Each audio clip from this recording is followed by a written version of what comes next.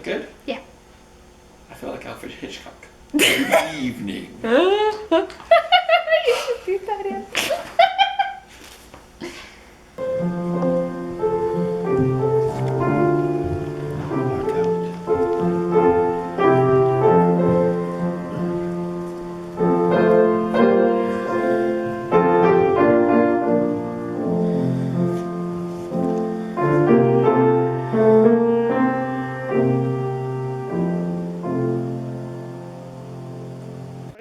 Hello, welcome to Good Shepherd Lutheran Church in Red Deer. Mr. Glenn here.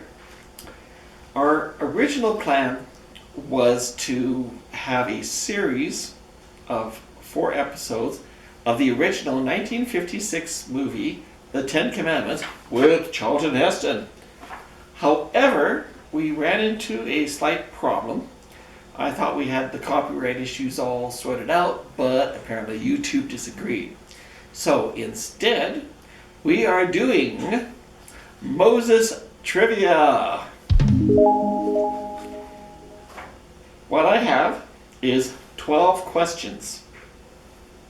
6 questions for the kids, 6 questions for the adults. The kids' questions are all from Exodus. And hopefully they have been practicing reading it up. The 6 questions for the adults, the answer is from Genesis, and the rest is from the Torah, the book of Jasher to be precise. So, are we ready? Get your thinking caps on. After each question, I will wait 5 seconds. If you need more than 5 seconds to come up with an answer, just pause the video. It's going to be fun. Some stuff here that I'm sure a lot of you don't know.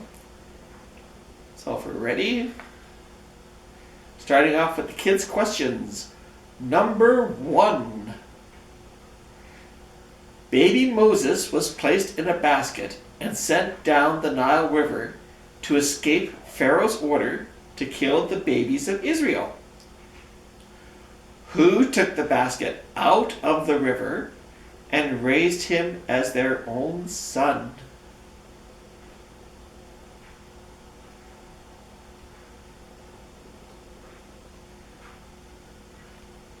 Ready? The answer is Pharaoh's daughter. That's found in Exodus chapter 2, verses 5 to 10. Question number 2. When a young man, Moses killed an Egyptian and then fled Egypt. Why did he kill the Egyptian?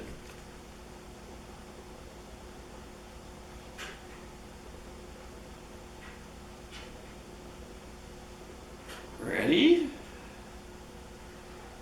Because the Egyptian was beating up a Hebrew. Hebrew and Israelite, same thing. That's found in Exodus 2, chapter 11. Or verse 11, sorry. Number 3. When God appeared before Moses the first time, what did he look like?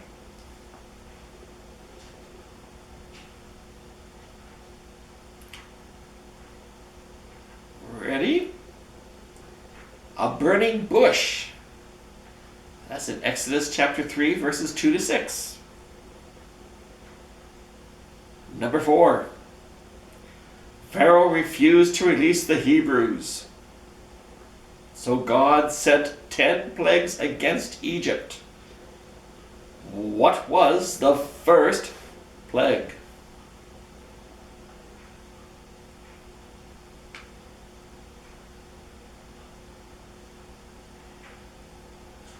Got your answer? The water turned into blood. Exodus 7, verse 20. Question number 5. Pharaoh finally agreed to let the Hebrews be free, but changed his mind and chased after them with his war chariots. The Hebrews were trapped against the sea. What did God do to save his people?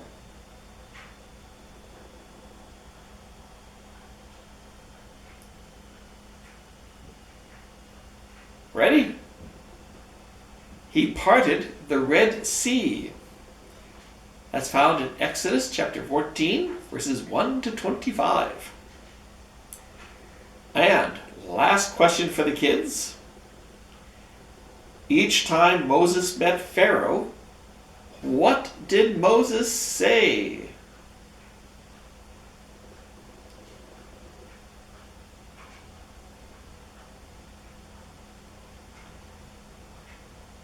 Ready? Let my people go. So, how'd you do? I hope you all did well. We're moving into the adult section now. Kids can also try to answer these questions too. Adult question number 1.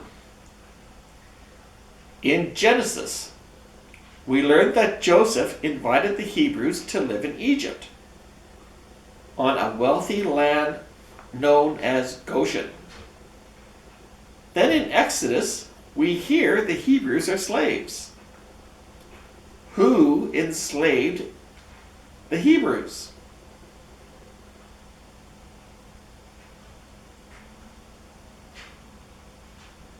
The answer? Joseph. That's found in Genesis 47.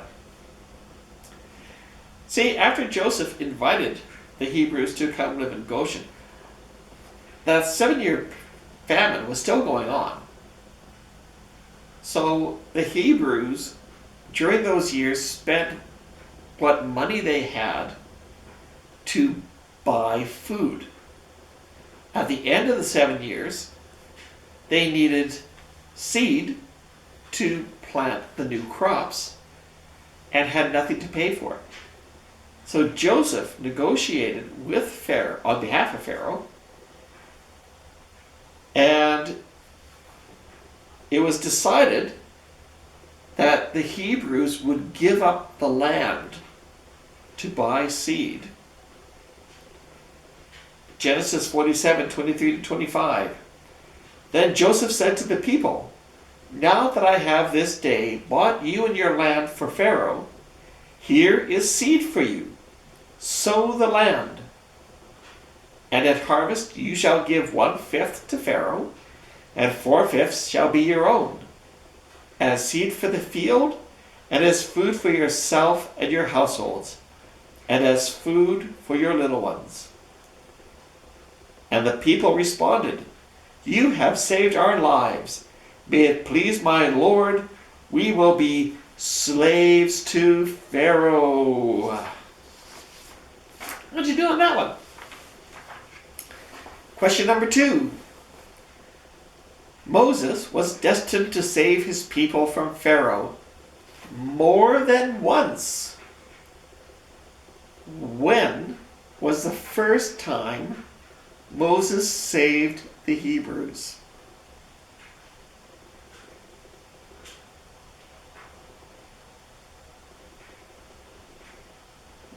Ready? When he was a baby found by Pharaoh's daughter. This is found in both the books of Jasher and the Midrash Torah. Now, while the Hebrews were not the most popular people with the Egyptians, because they had been given some of the best land in the nation, the decision that Pharaoh made to throw Hebrew babies into the Nile River was not very popular. It got pretty tough for him when his own daughter pulled a Hebrew baby out of the river and claimed it for her own. This was no secret. There was actually quite a few other women on the banks of the Nile when she did this. When Pharaoh looked into the face of this small child, his heart was softened and he canceled the decree. The Egyptians swarmed to the banks of the Nile to try to save as many children as they could. I suspect that there were quite a few Hebrew babies that were raised in Egyptian homes the same way that Moses was. How'd you do on that one? Question number 3. In Exodus 4, verse 10, Moses tells God, I am slow of speech and slow of tongue. What happened to Moses that his speech would be affected?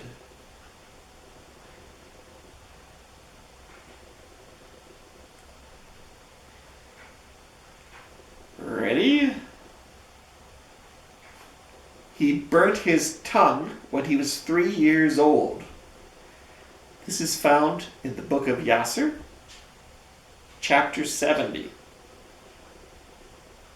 The way the story goes, Pharaoh was having a banquet, and 3-year-old Moses was sitting on Pharaoh's daughter's lap right next to Pharaoh, when the youngster, doing what kids do, removed the crown from Pharaoh's head and placed it on his own. Well, the princes that were present were outraged. This was a sign. Moses, when he grows up, is going to overthrow the Pharaoh, and he should be killed, and all this stuff.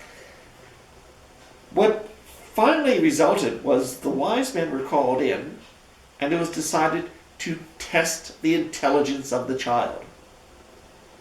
So a plate was placed in front of Moses. On one side of the plate was an onyx stone, which represented Pharaoh. On the other side was a piece of hot charcoal. The idea being that if the child grabbed the onyx stone, it would mean that he was plotting to overthrow Pharaoh and they would kill him. If he took the charcoal, he's okay. The story says that an angel caused the charcoal to be cool enough for young Moses to pick up the charcoal. That's what he did. But then, being a small child, he took the charcoal and put it into his mouth, burning his lips and his tongue. The burnt tongue would remain for the rest of his life and thus affected his speech. Isn't that cool? Question number 4. After killing the Egyptian, Pharaoh ordered Moses executed. Where did Moses flee?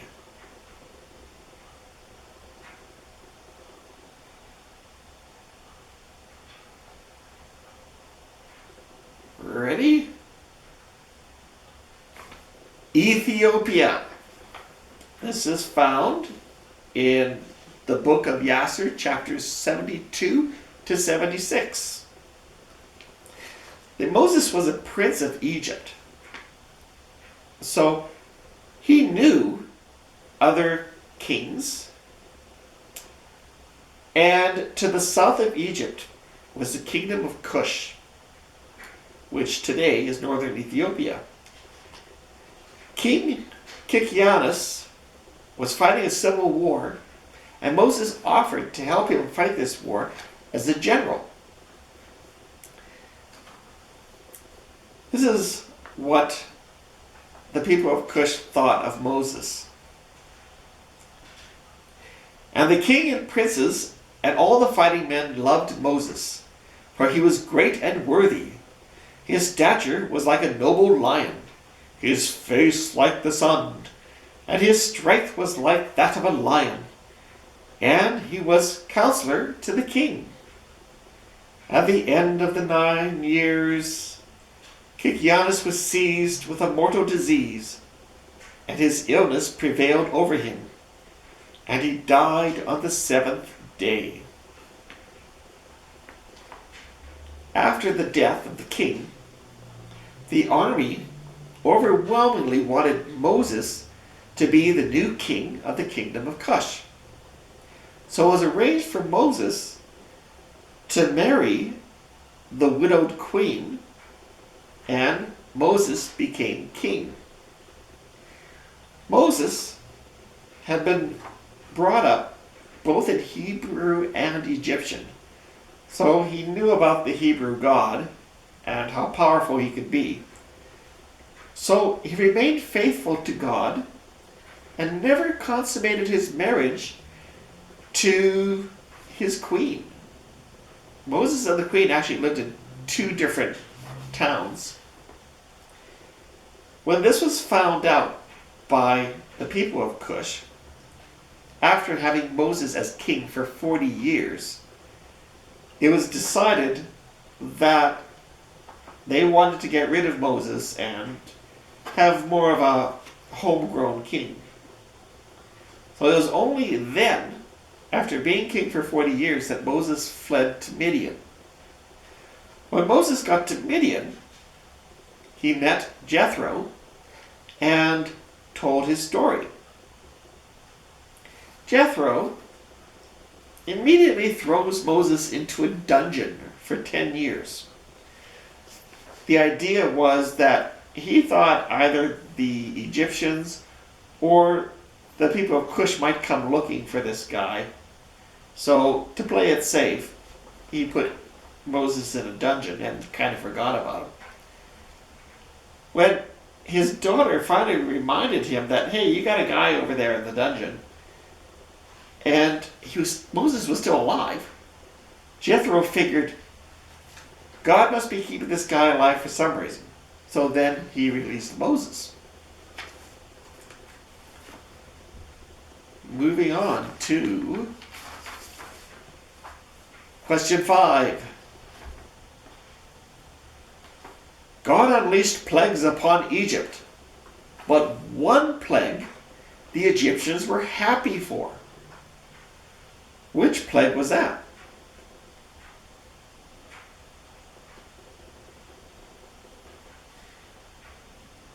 Ready?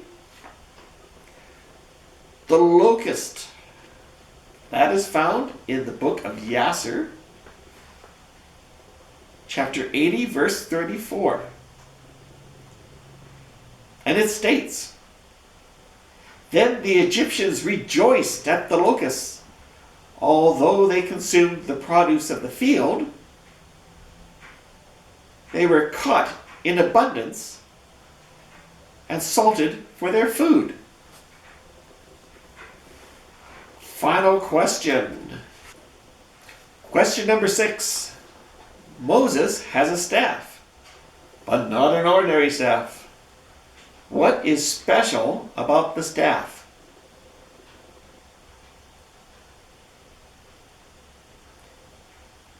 Are you ready? It belonged to Adam in the Garden of Eden. This is found in the book of JASHER, chapter 77, verses 35 to 51. See, after Jethro let Moses loose from the dungeon, Moses went into a garden and prayed to God. Inside the middle of this garden was a staff that was stuck in the ground. Moses saw it and he pulled it out of the ground. Jethro was astonished. Do you remember the story of the sword and the stone? Same thing applied to this staff. See, the staff was created by God to be given to Adam to help him in the Garden of Eden with the animals. The staff was passed down from generation to generation. Noah had it, Abraham had it, Isaac. When Jacob tricked Esau out of his inheritance, he got the staff, and Jacob gave it to Joseph. Joseph kept the staff in Pharaoh's palace, and when Joseph died, Pharaoh claimed it as part of his treasury. When Jethro went to Egypt on sort of a business trip, he saw the staff and recognized it because it had the Hebrew letters for God engraved on the side of it. So he stole it from Pharaoh. Seems kind of odd that Jethro would be wondering about Pharaoh coming looking for Moses when Jethro stole the staff. But Jethro put the staff in his garden and used it as a way of finding out whether a suitor for his daughters was suitable. If they could pull the staff out of the ground, they'd be suitable. Nobody succeeded until Moses came along. So Moses was able to get the staff out of the ground, and immediately Jethro gave him his oldest daughter. So, how'd you do? Did you have fun? I hope you had as much fun answering these questions as I did researching them. Hope you're all doing well. Welcome to the Canneller home, and take care. We will be talking to you later on with hopefully some more fun stuff. God bless.